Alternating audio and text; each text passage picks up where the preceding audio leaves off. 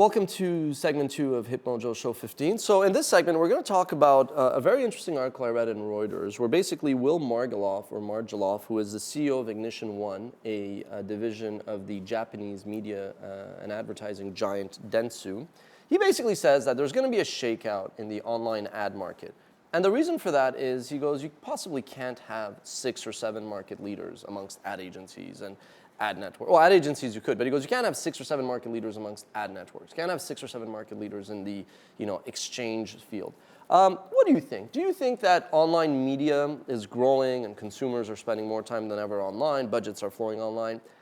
Is media cyclical, but online media going to grow for the next 10 years uninterrupted? Or is there going to be a shakeout? What's your read on the ad agency world? I think there's going to be a little bit of a shakeout. And I think what's important to consider here is when you look at an ad agency, we really got to distinguish between their media buying divisions or departments and their creative divisions or departments. On the creative side, you're going to not see as much of a shakeout. You're going to see fun stuff like the Old Spice guy. I'm sorry, I keep going back to him. You love the Old Spice guy. Yeah. Do you have stock in Old Spice? I just think he looks good in that towel. But on the media buying side, you learn something every day. No, I'm kidding. On the media buying side, I can see that really shaking things up. I get the impression that a lot of agencies, especially the big ones, at the end of the day, a lot of their revenue comes from media buying and media placement. The thing is that's not nearly as complicated as it used to be. You used to have networks with billboard vendors and yada, yada, yada. Now you can actually go and do a lot of your buying through ad networks. And in a lot of sense, it makes much more sense to go through an ad network than to deal directly with the publisher. Because then, one, you got one point of contact. And two, what networks specialize in is tracking and metrics and that kind of thing that a publisher just won't be able to give you to the same degree. So I can actually buy ads through 50 publishers and get reporting through one dashboard with a network. So I can see networks, in a sense, eating into, I guess, the media buying divisions. One, agencies will have less of a demand for media buyers, and two, it also puts individual advertisers in a position to do more of the media buying in-house. So I can see that really disrupting the ad agency model, especially for the agencies that are very strong in media buying and rely less on creative. I was going to talk about something else, but you touched media buying. What's interesting is I think agencies do make a lot of money from media buying, but they pay the people in the agencies so little, because they'll be like, here's a $10 million budget campaign account, but I'm going to go hire a 21-year-old, very, very cute girl, but a 21-year-old who's really never done anything, but she happens to have a Facebook account, she's on Twitter, so she gets social media, and we're going to make her basically plan this $10 million account, and some higher senior guy with more experience will sign off on it. Because they actually don't make a lot of money, then the lower level employees don't necessarily do the work that they should do or go to the extent of planning and researching. They don't even have the experience. They don't have the experience, yeah, but they are very cute. Now, so the problem is, I think what you are seeing is a lot of this sort of not as successful buying. And like the saying goes, nobody gets fired for buying an ad on Yahoo, but you might get fired for buying an ad on XYZ, the new site that happens to be edgy or whatever. So I think that is another reason why you've seen the quants, the analytical guys take over Madison Avenue, is because, yeah, the way you buy media, to quote Eric Schmidt, you have your Old Spice, I keep repeating Eric Schmidt, who goes, doesn't look as good in a towel. No, definitely not. Advertising is the last bastion of unaccountability in corporate America. And he's right. So I think but the reason why the ad agencies and the ad networks, the reason why the ad networks and the ad exchanges have had so much success is because buying the old school way of an advertiser hiring an ad agency who in turn hires a bunch of junior people to plan and buy campaigns across hundreds of publishers is actually very inefficient. And Publicis' unit, Razorfish, one of the first and leading digital shops, came out and said, we are now doubling the amount we buy through ad exchanges, and the number of publishers we buy directly, we're going to cut in half. So a few years ago... Which makes perfect sense. Unfortunately, but I think this is the challenge. Content is really expensive to produce, but if you're a content producer and you have these big plans to be having an ad-supported business, good luck. Ad agencies don't really buy directly from publishers anymore, especially video, where the ad networks have come out of nowhere.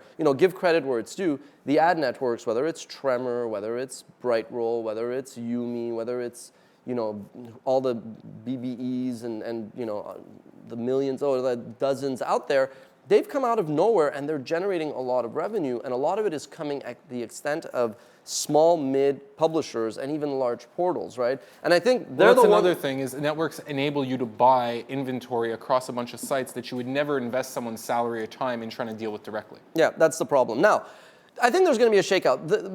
The category right now that is sort of the belle of the ball are the ad exchanges. The ad exchanges are like this layer on top of even the ad networks where basically you're not even looking at publishers anymore. You're just looking, frankly, at demand side, supply side inventory, matching it based on pricing and demo and all that. I think right now that seems like a very, very efficient way to buy. And you know what? I'm not knocking it. I see why there's a lot of interest amongst buyers. But I do think, though, that you will see a regression to the mean. The same way that on Wall Street 10, 15, 20 years ago, you thought, oh my God, the quants are running all these hedge funds. Nothing can go wrong. The sky's the limit. And then they destroyed Wall Street and the broader economy because they just assumed there's no such thing as risk anymore. They were too big to fail. That's it, and they all failed. So I think it's the same thing. There will be a point in time when a Coca-Cola or a McDonald's or even a smaller advertiser is going to say, you know what, yeah, maybe this user that I'm reaching now is exactly my audience, but he's a neo-Nazi. I don't want to be associated online with my banners loading up, targeting neo-Nazis. I'd rather go and target my ads and place my ads or my video ads or my text ads or my banner ads on a site that has the kind of content that I want, because if I'm surfing on CNN and I see a Mercedes-Benz ad, I'm going to associate, even if I'm not going to buy that car, I'm going to associate Mercedes-Benz with CNN, and I'm going to say, okay, this is a certain audience that they want. And that's, I think, how long-term brands develop goodwill, brand equity, et cetera, et cetera. So I get it why in 2011 we're all enamored with ad networks and ad exchanges, but I just think that there's going to be a regression to the mean. By then, I will probably be long out of the content game. I will have no say in the matter.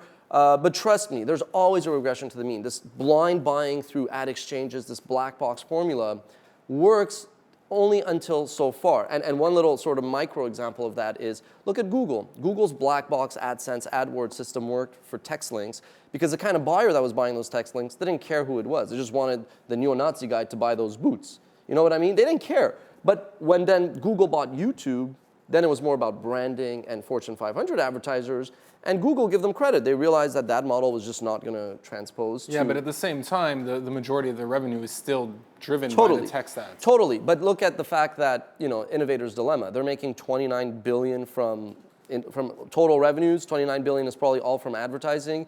Probably 26, 27 billion could still be from search and text links. But if they don't get that $2 billion that comes from display and video to $20 billion, they won't be relevant. They won't be relevant. Facebook's going to come along, Hulu, Crapster that is lurking in the shadows to come and take over the world. So I think that's the idea, that at least I give credit for Google for not sitting there waiting to become redundant. That kind of touches on my point about, in terms of targeting, why networks can do it better, is if I go straight to a publisher, I am just trusting that their demographics are right. If I go through a network can actually place a script on their site and show them an ad when it's one of my ads, when it's when the demographics are right, and someone else's ad the rest of the time. So I don't actually have to buy up the real estate completely. I can only buy it when it's relevant. Yeah, I mean, again, from the advertising side, I get the value. I just think from an investment business side, it won't really matter. Ad networks, ad exchanges, most tech companies are set up to scale very quickly. That's the beautiful thing about them. But then there's not that much defensibility. So you end up getting 15 copycat companies. And the problem is most of these companies that have raised $50 to $100 million in funding, they won't even be making that much revenue. Look at the number of companies that big buyers, the Googles, the Yahoos have bought, and then they've almost become redundant within a couple of years because a better, shinier technology has come. You also have to ask how many of those acquisitions were just to keep them away from someone else or just to dwarf, rival technology from coming up and eating into their market share.